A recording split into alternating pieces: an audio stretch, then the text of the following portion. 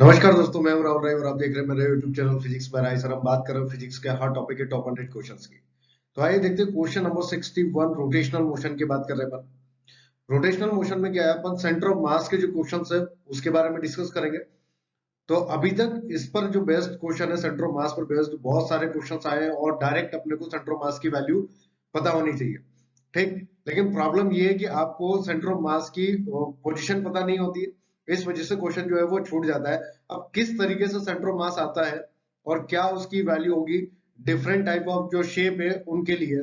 ठीक है, तो मैं आपको रिंग से लेकर स्फीयर तक, solid sphere, hollow sphere, cylinder, cone और डिस्क सबके जो है सेंटर ऑफ मास की पोजीशन बताने वाला हूँ डिराइव करके, है ना। पूरा डेरिवेशन करेंगे अपन यहाँ पर और किस तरीके से वैल्यू आती है वो अपन यहाँ पर जानेंगे। ठीक है, तो फटाफट सब्सक्राइब कर ले ताकि आपको हर टॉपिक के टॉप 100 क्वेश्चंस मिल सके। और जो सेंटर ऑफ मास के जो क्वेश्चंस आते हैं, बहुत सारे क्वेश्चंस आते हैं इस पर बेस्ड, तो फटाफट ये क्वेश्चन आप कर सके। ठीक है, इसकी मैं एक अलग से प्लेलिस्ट बना दूंगा, तो आपको आसानी रहेगी सेंटर ऑफ मास को जानने के लिए। वैसे ये आपका पोर्शन जो रहेगा वो रोटेशनल मोशन का रहेगा। ठीक है, तो आइए देखते हैं, अगर अपन यहाँ पे बात करते हैं रिंग की, अगर एक कंप्लीट रिंग के लिए बात करते हैं तो उसका जो सेंटर ऑफ मास होता है वो कहाँ होता है, उसके सेंटर पर ही होता है ना। जो ज्योमेट्रिकल सेंटर होगा रिंग का वहीं पर उसके सेंटर ऑफ मास की पोजिशन होगी। अगर मान लेते हैं ये रेडियस आर है और इसका जो मास है वो कैपिटल एम है, तो इसका जो सेंटर ऑफ मास होगा वो कहाँ होगा, इसके सेंटर पर ही होगा। लेकिन अगर हम सेमी सर्कुलर रिंग की बात करें, सेमी सर्कुलर रिंग, है ना, डिस्क की अभी बात नहीं कर रहे, डिस्क की बात करेंगे अगले जो लेक्चर होगा उसमें। तो आगे देखिए, यहाँ पर अगर अपन बात करें कि थीटा पर जाकर हमने क्या ले लिया बेटा, एक छोटा सा एलिमेंट ले लिया डी थीटा। अब ऐसा क्यों कर रहे हैं, क्योंकि यहाँ पर जो आपकी वैल्यू है वो वेरी कर रही है। ठीक है, एक्स में अगर बात करें तो एक्स में जो सेंटर ऑफ मास की पोजीशन आएगी वो वाई एक्सिस पर ही आएगा अपना, तो एक्स जो है वो जीरो हो जाएगा। ठीक है, position of centre of mass in x जो है वो क्या हो जाएगी आपकी, जीरो हो जाएगा, क्योंकि इसका जो सेंटर ऑफ मास है ये यूनिफॉर्म है। तो लाई करेगा किस पर भाई, ये आपका ये लाई करेगा आपका वाई एक्सिस पर लाई करेगा, तो वाई एक्सिस पर एक्स की वैल्यू क्या हो जाएगी आपकी, जीरो हो जाएगी। ठीक है, तो यहां पर मान लेते हैं कि इसके जो centre of mass of the ring है वो लाई करेगा। ठीक, तो इसकी जो पोजीशन होगी वो अपने को फाइंड करनी है कि इसकी क्या पोजीशन होगी, सेंटर ऑफ मास की पोजीशन की इन वाई एक्सिस। ठीक है, तो हम क्या करेंगे कि यहाँ पर थीटा पर जाकर डी थीटा एक एलिमेंट लेंगे छोटा सा, जिसकी जो लेंथ होगी वो क्या हो जाएगी, आर डी थीटा, है ना। लेंथ ऑफ द आर्क से अपन इसको रिप्रेजेंट करते हैं। अब अगर आगे बात करें तो इस छोटे से पोर्शन का मास भी होगा कुछ, तो इस छोटे से पोर्शन का जो मास है उस मास के बारे में अपन बात करें तो उसको मैंने बोल दिया भाई यहाँ पर डीएम। इस मास को क्या बोल दिया मैंने यहाँ पर, डीएम बोल दिया, है ना। तो इस डीएम की जो वैल्यू होगी वो क्या होगी, कैसे निकालेंगे कि डेंसिटी की अगर बात करें तो यूनिफॉर्म डेंसिटी है, तो ये जो है मास अपॉन यहाँ पर लेंथ की बात करते हैं, तो लेंथ कितना हो जाएगा भाई इसका, पाई आर। पाई आर जो है ये क्या हो जाएगा, इसका टोटल लेंथ हो जाएगा। और अगर अपन बात करें तो यहाँ पर पाई आर की जगह अपन क्या लिख सकते हैं, एम भी लिख सकते हैं, सॉरी एल लिख सकते हैं। कि सपोज मान लो अपन ने जो टोटल लेंथ है उसको एल मान लिया। ठीक है, तो पाई आर को और क्या लिख सकते हैं अपन, एल भी लिख सकते हैं। कि मान लो कि total length of the ring जो है वो कितनी हो जाएगी, सेमी सर्कुलर रिंग की एल हो जाएगी। ठीक, इनटू क्या आ जाएगा इस छोटे से पोर्शन की लेंथ, आर डी थीटा, है ना। ये डीएम निकालना हमने कई बार किया है ऐसा क्वेश्चंस। ठीक, तो आप डीएम आराम से इजीली निकाल सकते हैं। ठीक, तो इस तरीके से अपने पास किसकी वैल्यू आएगी भाई, डीएम की वैल्यू आ जाएगी।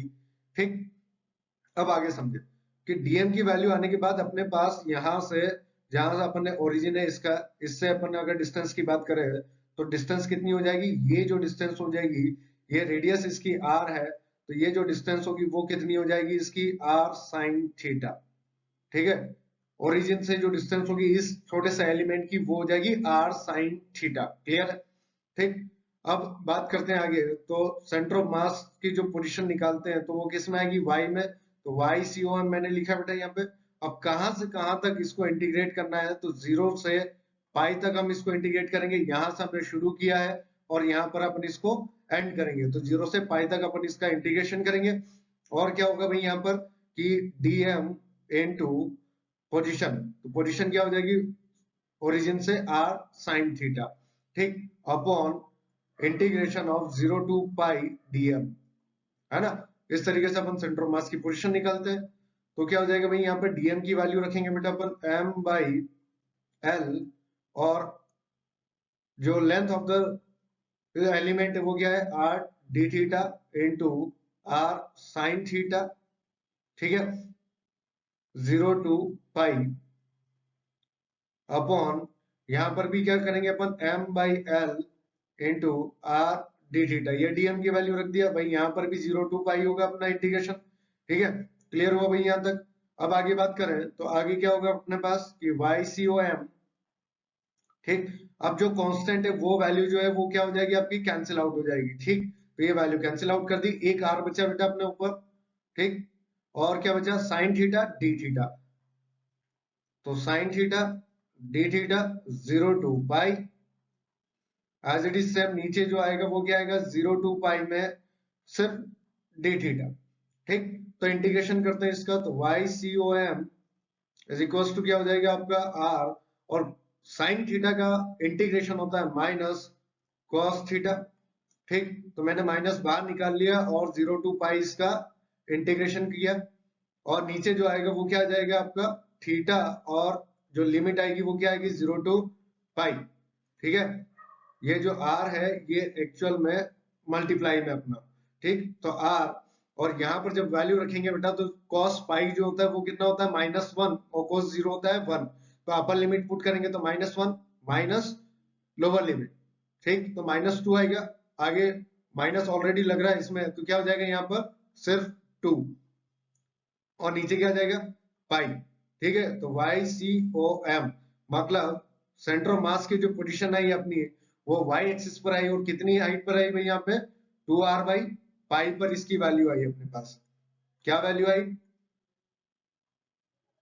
2r बाई पाई, ठीक है, ये रिंग के लिए, सेमी सर्कुलर रिंग के लिए। अगला जो अपना होगा, अगला वो क्या होगा आपका, अगर एक क्वाड्रेंट है तो उसके लिए क्या होगा, और अगर मान लो कि एक एंगल बन रहा है सिर्फ आर्क है तो उसका क्या सेंटर ऑफ मास की पोजीशन होगी, वो अभी हम फाइंड करने वाले हैं नेक्स्ट लेक्चर में, ठीक है, तो फटाफट सब्सक्राइब जरूर करें ताकि आपको हर टॉपिक के सेंटर ऑफ मास और हर टॉपिक के टॉप 100 क्वेश्चंस मिल सके, ठीक है, थैंक यू।